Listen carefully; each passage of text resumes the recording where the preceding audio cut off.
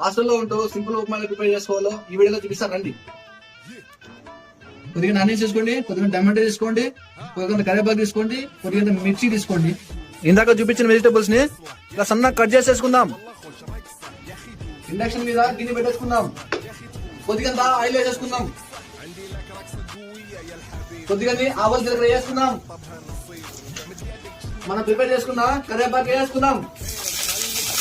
మనం కట్ చేసుకున్న మిర్చి వేసుకుందాం.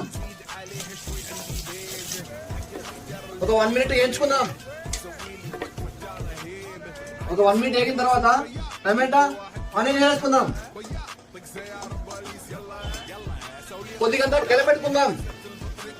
కొద్దిగా కారం పొడి వేసుకుందాం. ఒక రెమ్మ ఎండు కరివేపాకు తీడేసుకుందాం. కొద్దిగంత ఉప్పు వేసుకుందాం. కొద్దిగంత మగ్గిద్దాం. ఒక కప్పు ఉప్మా రవ్వకి 2 కప్పులు నీళ్ళు పోసేసుకుందాం. సాల్ట్ చెక్ చేసేసుకుందాం. సూపర్ ఉంది. కొద్దిగా తిరిగించుకుందాం.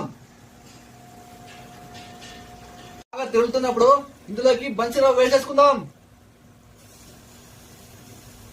గడ్డలు కట్టకుండా ఇట్లా బాగా కెళ్ళిప్పుకుందాం.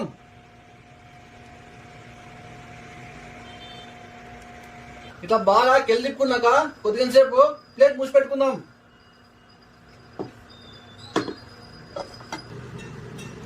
టెంపరేచర్ కొద్దిగా తక్కువలో పెట్టుకొని కొత్త ఉడికి చేసుకుందాం. ఒక 10 నిమిషాలు లో ఫ్లేమ్ లో పెట్టేసుకున్నాక మన ఉప్మా అయితే రెడీ అయిపోయింది. మనం ఇప్పుడైతే ప్లేట్ సర్వ్ చేసుకుందాం. ఇప్పుడైతే మనము టేస్ట్ చూసేసుకుందాం.